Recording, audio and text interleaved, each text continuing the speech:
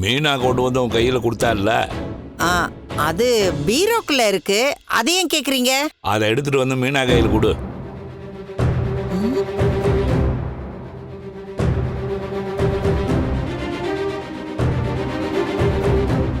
எதுக்கு? என்ன எதுக்குன்னு கேக்குற? அவனங்க தானே அது கேக்குறாங்கல்ல, எடுத்துட்டு வந்து கொடு. இருங்க, ஏதோ பேங்க் லாக்கர்ல வச்ச மாதிரி கேட்டுட்டு இருக்கீங்க. முத்துக்கு ஏதோ அவசரம் போல இருக்கு, கேக்குறான், எடுத்துட்டு வந்து கொடு. ஓ, ஓஹோ, அப்போ எல்லாம் ஒரு டிராமா தான்.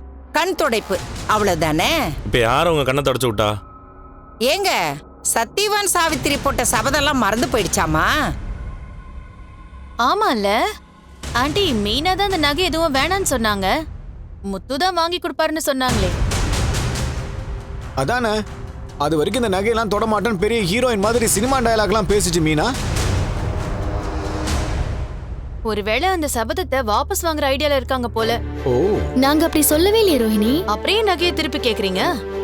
பார்லர்மா, என் அப்பாவும் என் பாட்டியும் மீனாக்கு போட்ட நகையை தான் நாங்க திருப்பி கேட்கிறோம். மலேசியால இருந்து உன் அப்பா கொடுத்த நகையை ஒண்ணு நாங்க திரும்ப கேட்கல. ஐயோ, மறந்துட்டேன் பாரு, மலேசியால இருந்து அப்படி ஒண்ணு வரவே இல்லையே.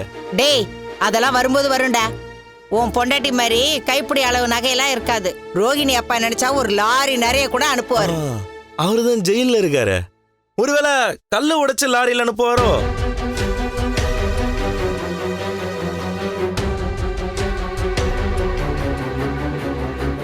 ரோஹிணி, உங்க அப்பாவை பத்தி இப்படி பேசுறாரு.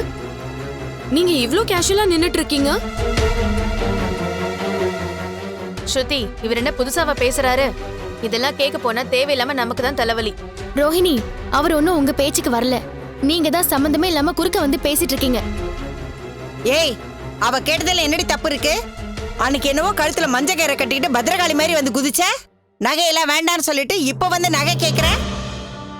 நீ கட்டுற பூ மாதிரி தான் உன் ரோஷமும் போல இருக்கு. ஒரே நாள்ல வாடி போயிடுது. ஏன் அவ கொடுத்த நகையை அவ கேக்குறா, அதுல உனக்கு என்ன பிரச்சனை? அது எப்படிப்பா? சேலஞ்ச் எல்லாம் பண்ணிட்டு அதெல்லாம் செய்யாம அப்படியே விட்டுறலாமா? டேய் தொழிலதிபரே, அப்படி பார்த்தா 6 மாசத்துக்கு முன்னாடி அப்பா பணத்தை கொடுப்பேன்னா அம்மா தலையில சத்தியம் பண்ண. 1 ரூபாய் அதை கொடுத்தியாடா? நீ எல்லாம் பேசுற பாரு. நீ பண்ண சத்தியத்தால தான் அம்மாக்கு அடிக்கடி கேஸ் அடைக்கிறது, சுளுக்கு பிடிக்கிறதுன்னு ஏதாவது ஒன்று ஆயிட்டே இருக்குது. இன்னும் என்னெல்லாம் ஆக போதோ. அம்மா, அதெல்லாம் கொடுத்துடலாமா? நீங்க ஒன்றும் பயப்படாதீங்க.